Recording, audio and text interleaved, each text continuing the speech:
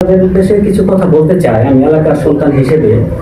যে কথাগুলো হচ্ছে যে হুজুর সুন্দর বয়ান করলেন যে আমাদের কি করতে হবে, আল্লাহ সন্তুষ্টি লাভ করতে হলে, জান্নাত পেতে হলে আমাদের কি করতে হবে, নামাজ পড়তে হবে, রোজা রাখতে হবে।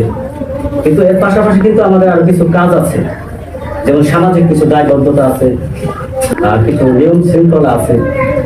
আমাদের এলাকার সাম্প্রতিক সময়ে একটা ঘটনা আপনারা সবাই দেখলেন, যে ঘটনাটা আসলে কিসের জন্য, সামান্য কিন্তু হিংসা বিদ্বেষ এই বিষয়গুলোর জন্য। আমাদের যে এলাকাটা দেখেন, আমাদের এই কালীনগরটা একদম কিন্তু অন্ধকারের মধ্যে আচ্ছন্ন আছে।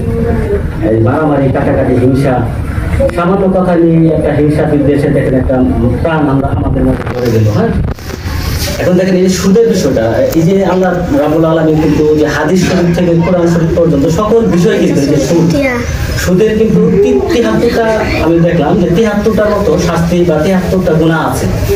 সবচাইতে নিম্ন যে গুনাহটা 73 গুনার মধ্যে, যে মায়ের সাথে জিনা করার সমপর্যায়ের যে গুনাহটা, যদি কেউ কোনো ব্যক্তি সুদ খায় তাহলে তার শাস্তিটা হচ্ছে তার মায়ের সাথে জিনা করার সমপর্যায়ের শাস্তি।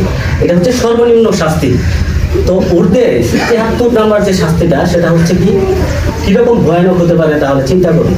এই সুদের কারণে কিন্তু আজকে দেখেন সুদের টাকার জন্য কিন্তু একটা কিরকম বিশৃঙ্খলার সৃষ্টি হলো আমাদের এলাকায়। এখন আমি এলাকার সন্তান হিসেবে আপনাদের সকলের উদ্দেশ্যে একটা কথা বলতে চাই যে আমাদের মনে হিংসা বিদ্বেষ এটা রাখা যাবে না। এবং আমাদের যে প্রতিবেশী যারা, এই প্রতিবেশীর দায়িত্বটা কি, একজন প্রতিবেশী যেন আরেকজন প্রতিবেশীর সাথে আমরা সৌহার্দ্যপূর্ণ সম্পর্ক রাখি, যেন সবার সাথে সবার ভালো একটা সম্পর্ক থাকে, কোনো হিংসা বিদ্বেষ না থাকে।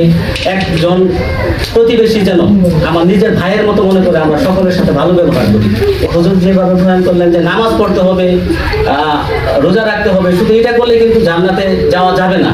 আজকে যারা এখানে আসছেন সবার একটাই কিন্তু লক্ষ্য, যে যে আমরা আল্লাহর রাস্তায় নামাজ পড়বো, আল্লাহ যেন আমাদেরকে সকল গুনাহ মাফ করে জান্নাতে প্রবেশ করায়। কিন্তু পাশাপাশি কিন্তু নামাজ রোজার পাশাপাশি আমাদের কিন্তু একটা বিষয়ে লক্ষ্য রাখতে হবে, যে আমরা আমাদের এলাকাটা, এই কালীনগরটা যেন সুন্দরভাবে বিনির্মাণ করতে পারি, সুন্দরভাবে যেন মানুষের কাছে যেন বলতে পারি যে না, কালীনগর অনেক খারাপ ছিল, আজ এই কালীনগরটা অনেক ভালো।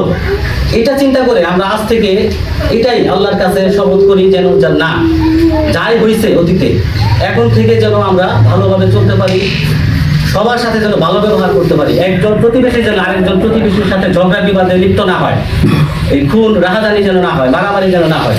এটাই হচ্ছে আমার পক্ষ থেকে আপনাদের নিকট দাওয়াত। আত্মবার্তা যেন না হয়, সবাই যেন আমরা ভাইয়ের মতো ভাই হিসেবে, হ্যাঁ, যে প্রতিবেশীকে যেন ভাই হিসেবে সম্বোধন করে আমরা একে সবাই চলতে পারি। হ্যাঁ, আসসালামু আলাইকুম।